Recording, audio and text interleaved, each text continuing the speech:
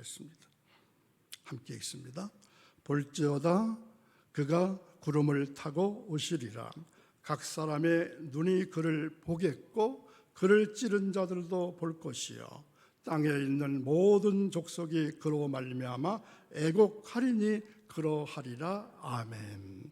주 하나님이 이르시되 나는 알파와 오메가라.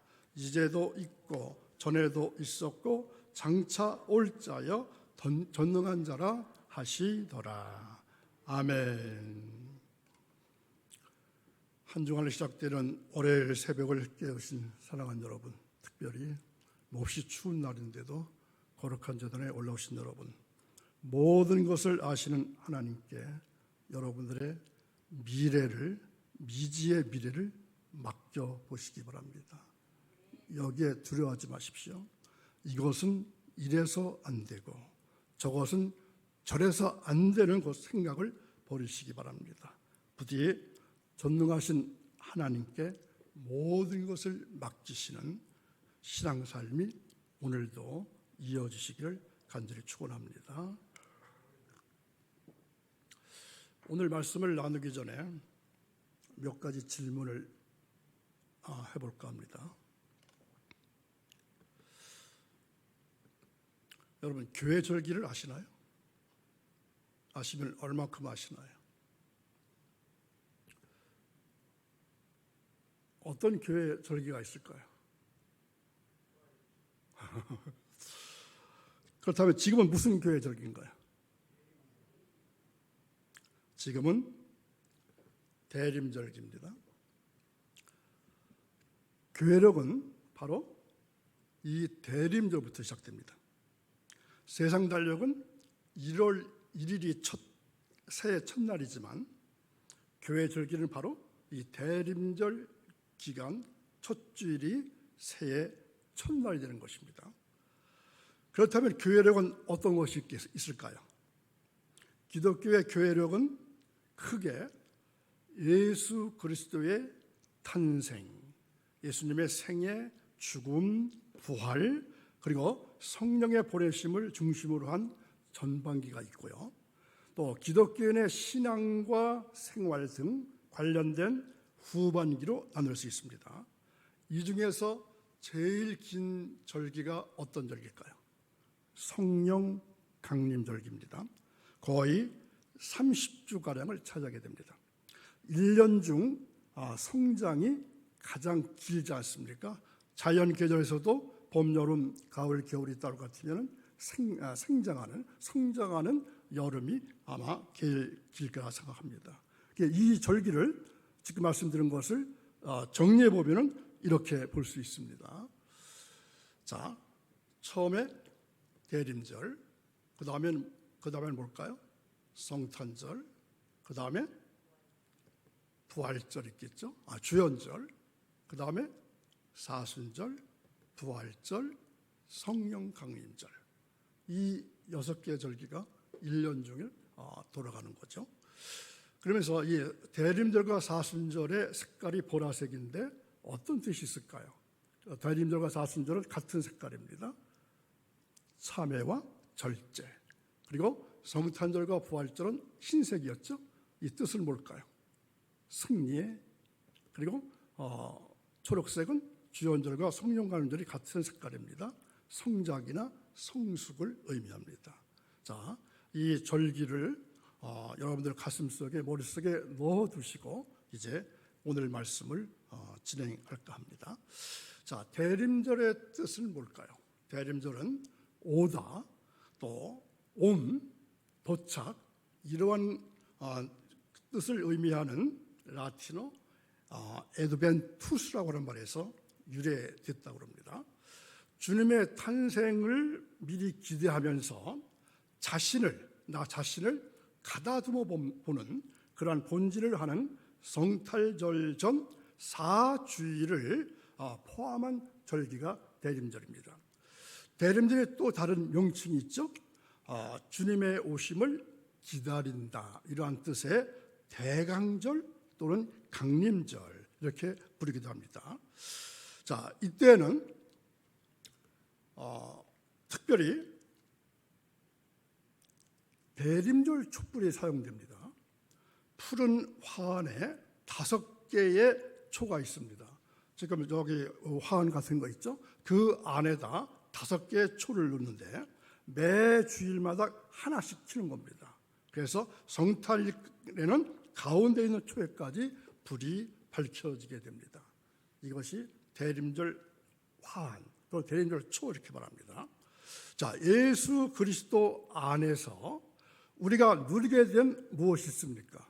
구원의 기쁨, 소망의 기쁨, 영생의 기쁨, 사랑의 기쁨으로 인해서 하나님께 어떻게 하고 감사드리고, 그리고 가족과 이웃, 가난한 자와 갇힌 자, 또 슬픔과 고통 가운데 있는 사람들에게 성탄의 기쁨을 선사하기 위해서 카드와 선물, 또 행사와 음식 등을 준비하면서 나눔으로 기쁨의 촛불이 꺼지지 않도록 계속 타오르게 하는 대림절 이제 마지막 주간이 될 수 있기를 간절히 바랍니다.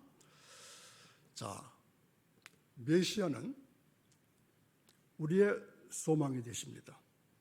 그 메시아를 기다리던 백성, 메시아를 영접하는 백성들에게는 많은 복이 찾아오게 됩니다. 메시아는 히브리어입니다. 헬라어로는 그리스도입니다. 간혹 메시아는 무엇이고 그리스도와 메시아는 다르다 이런 생각을 하시는데 똑같은 뜻입니다. 히브리어, 헬라어 요것만 차이 나죠. 그래서 메시아, 그리스도 우리말로는 어떻게 할까요? 구세주. 메시아나 그리스도의 뜻은 기름 부음을 받은 자 이러한 뜻입니다. 자, 성경에서 기름 부음을 받은 자는 누구죠? 왕과 제사장과 선지자에게 기름을 부어지게 되죠. 그러므로 예수 그리스도는 만왕의 왕이시고 온 인류의 대제사장이 되십니다. 따라서 대림절이란 메시아가 첫 번 크리스마스 때에는 어떻게 오셨죠? 육신과 말씀으로 오셨습니다. 그리고 마지막 재림 때에는 어떻게 오실까요? 공중에서 영광으로 오심으로 해서 소망 중에 바라고 기다리는 절기가 바로 이 대림절입니다. 그래서 대림절은 교회력을 새로 시작하는 절기입니다. 그래서 저는 이 교회력을 하나님의 달력이다 이렇게 부르고 싶습니다. 왜냐하면 하나님의 달력은 하나님과 동행하는 1년을 의미하기 때문입니다. 그래서 다른 말로는 교회력은 이 알람이다 이렇게 말할 수도 있습니다. 알람은 어떤 역할을 하죠? 나를 깨우는 역할을 하지 않습니까? 그래서 이 절기 때마다 나를 깨우고 나를 돌아보고 그리고 지켜보는 그러한 한 해가 이어지기를 바랍니다. 첫 절기인 대림절은 그 속뜻이 한자어로 풀이를 해보면 기다릴 대자와 예수님의 재림을 뜻하는 이말임 이 속에 잘 나타나 있다고 볼 수 있습니다. 그러므로 대림절은 이미 오신 주님을 기억하고 다시 오실 재림 예수를 예비하는 절기입니다. 그러니까 기다림이 두 가지가 있는 거죠. 이미 오신 예수님 그리고 앞으로 장차 오실 재림하시는 예수님 이 두 예수님을 기다리는 절기입니다. 여러분 인생을 우리가 산으로 하면 많은 일들 중에 기다림이 있습니다. 자, 여러분들은 무엇을 기다리시나요? 요즘 어떤 것을 기다리십니까? 어느 통계에 의하면은 인간의 수명을 80년 정도로 간주할 때 사람들은 30년 동안 잠잡니다. 30년 동안 일합니다. 그리고 7년 정도를 음식을 먹고 그리고 3년 동안은 기다림 속에서 시간을 보낸다고 합니다. 우리가 음식점에 가보게 되면 누구를 만나게 되죠? 웨이터나 웨이트레스를 만나죠. 원래 웨이트라고 하는 말은 웨이팅, 기다린다는 말에서 나온 거죠. 섬긴다는 말이 포함되어 있습니다. 그래서 웨이터는 어떤 사람? 섬기기 위해서 기다리는 사람. 그런데 우리 성도들이 삶이 바로 이 웨이터나 웨이트레스들과 같은 삶이 되어야 합니다. 왜 그럴까요? 왜 그렇게 생각해야 될까요? 왜냐하면 우리는 주님을 기다리고 또 맞이하며 섬기는 사람들이기 때문입니다. 그러니까 웨이터나 웨이트레스나 기다리며 섬기는 자세가 바로 우리가 예수님을 기다린 것과 똑같아야 된다는 것입니다.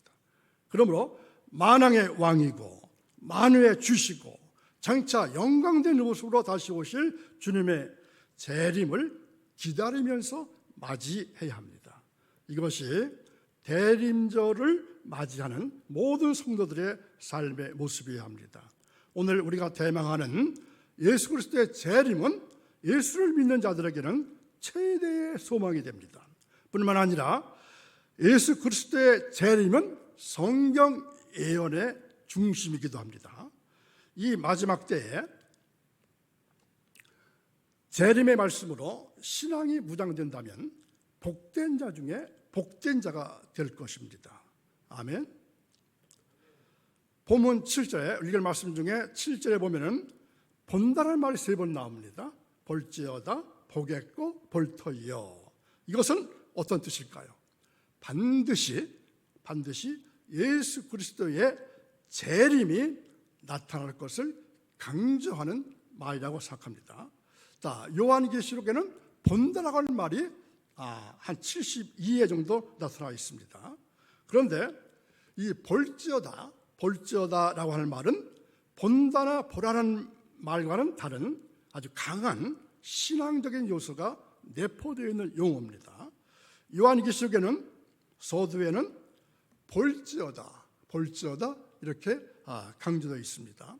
이 말은 마지막 때에 보는 것이 얼마나 중요한가 이것을 나타난다고 볼 수 있습니다. 그러므로 요한계시록은 어떤 책? 보는 책으로 증거하고 있습니다. 요한계시록의 말씀은 듣기만 해서는 잘 모릅니다. 보고 읽고 지켜야만 하는 말씀입니다. 그런데 아무리 요한계시록의 말씀을 가르침 받고 또한 열심히 들었다 할지라도 영안이 열리지 못하면 어떨까요?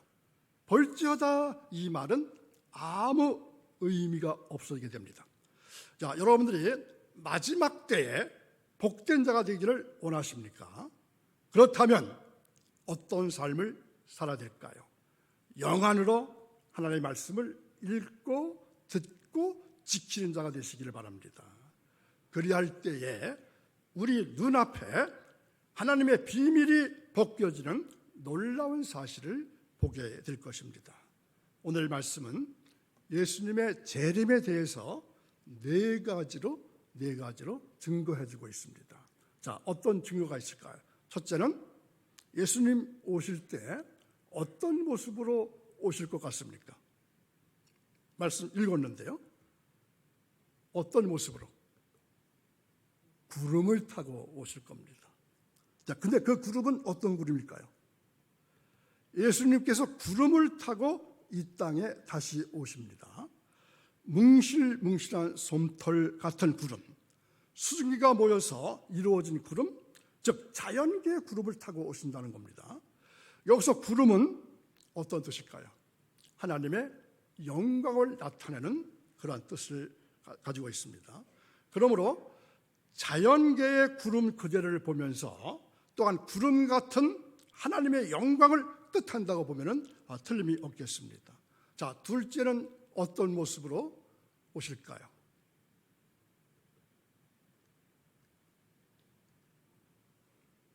어떤 모습일까요? 각인이 눈이 그를 보겠고, 이게 무슨 말이죠?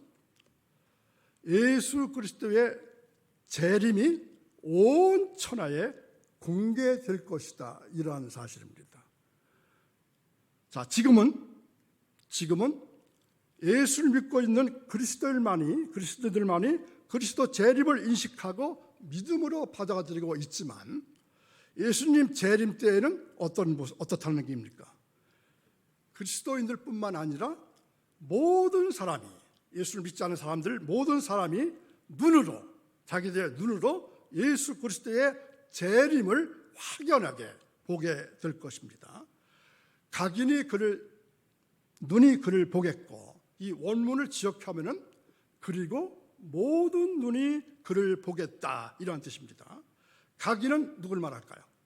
온 세상 사람들을 말합니다. 예수님의 재림은 그래서 막연한 이야기가 결코 아닙니다. 모든 사람이 보게 되는 분명한 사실이 될 것입니다. 예수님의 재림은 그 누구도 피할 수 없는 종말의 사건이 될 것입니다. 자, 세 번째는 어떤 모습일까요? 찌른 자도 그를 볼 것이되어. 찌른 자가 누굴까요? 찌른 자가 누굴 말할까요? 그때는 바로 예수님을 핍박하고 찌르고 죽이는 자들도 모두 다 주님의 재림을 보게 될 것입니다. 그렇다면 어떤 자들이 주님을 찌른 자들일까요? 기억나실까요? 어떤 자들일까요? 주님 재림이 더디 오리라고 하는 악한 종들, 기름을 준비 못한 미련한 다섯 처녀들, 한 달란트를 받고서도 남기지 못한 종들, 심판 때에 예수님 재림하셔서 하실 일이 뭐라 했죠? 왼쪽과 오른쪽을 갈라놓으십니다. 오른쪽은 예수 믿는 자들, 왼쪽은 믿지 않은 자들, 심판 때에 왼편에 있는 자들, 또 주의 강림을 기롱하는 자들. 기롱은 어떤 뜻이죠? 조롱하고 놀리는. 그리고 기록된 예언의 말씀을 더하거나 제하는 자들, 더하거나 빼는 자들, 그리고 거짓 그리스도, 거짓 교사들, 이러한 사람들이 예수님을 찌른 자들, 반대하는 자들, 못되게 굴었던 자들입니다. 자, 오늘 이 시간 이제 여러분들은 나도 모르게 주님을 찌르고 있는 자들이 아니었을까 생각해 보시기 바랍니다. 기도하면서 느껴보시기 바랍니다. 저들만 예수님을 찌른 자가 아니라 나도 예수님을 찌른 자야. 이러한 고백, 회개가 있길 바랍니다. 그래서 재림 예수로 어떻게 소망을 삼고 더욱 말씀과 기도와 믿음으로 무장해 보시기를 바랍니다. 자, 네 번째, 어떤 모습일까요? 어떤 증거로 주님이 나타나실까요?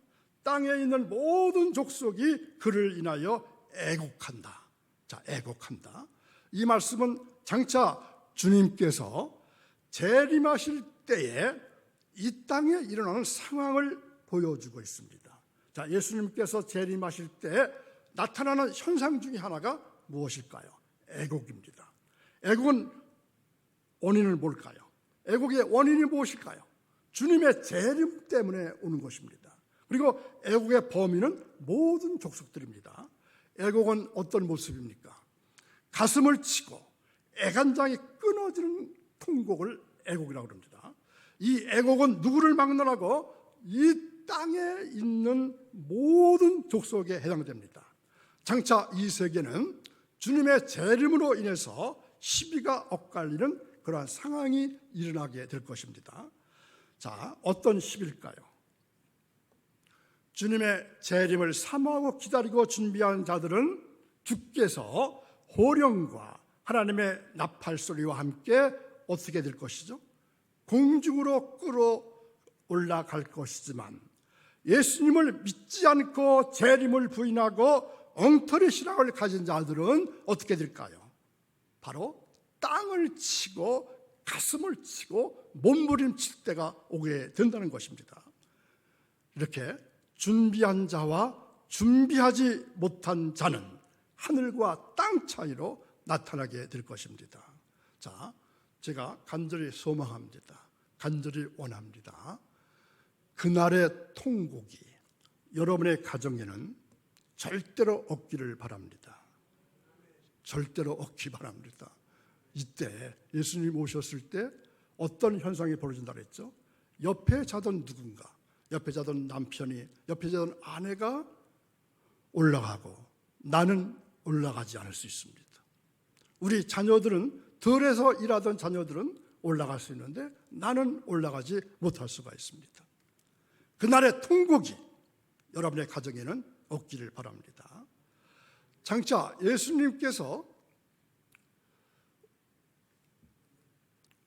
예수님의 오시는 것을 그 누구도 막을 자가 없습니다. 그날은 반드시 이 땅에 임할 것입니다. 우리 모두 아멘 주 예수여 오시옵소서 이렇게 고백하며 증거하는 성도들이 되시고 주님의 재림을 영접하는 축복된 성도들이 되시기를 주님의 이름으로 간절히 축원합니다. 자, 정리해 볼까요? 예수님 오실 때 어떤 증거, 어떤 상황이 벌어질까요? 구름을 타고 오실 것입니다. 각인의 눈, 모든 사람의 눈이 볼 수 있게 예수님께서 오실 겁니다. 예수님을 찌른 자들, 예수님을 괴롭힌 자들, 예수님을 안타깝게 받은 자들도 보게 될 것입니다. 그런데 그날에 땅에 있는 모든 족속이 주님을 위해서 애곡하게 될 것입니다. 자, 주님 재림 오실 때, 재림하실 때 오는 현상들, 나타나는 일들입니다. 기도하겠습니다. 저희들에게 다시 오겠다고 약속하신 주님, 저희들은 지금 간절한 심정으로 예수 그리스도의 재림을 기다리고 있습니다. 속히 오셔서 전쟁과 폭력이 멈추게 하시고 주님의 자녀가 정의와 사랑으로 서로 섬기며 모두가 주님 안에서 한 백성으로 살 수 있게 도와주옵소서. 저희들에게 지혜를 주셔서 주님의 뜻을 알아보게 하시고 저희들의 마음을 열어서 주님의 말씀을 듣고 깨닫게 하옵소서. 속히 우리에게 다시 오시어 영원한 생명을 허락하실 예수님의 이름으로 기도합니다. 아멘. 이제 310장 찬송하신 다음에 기도할 수 있길 원합니다.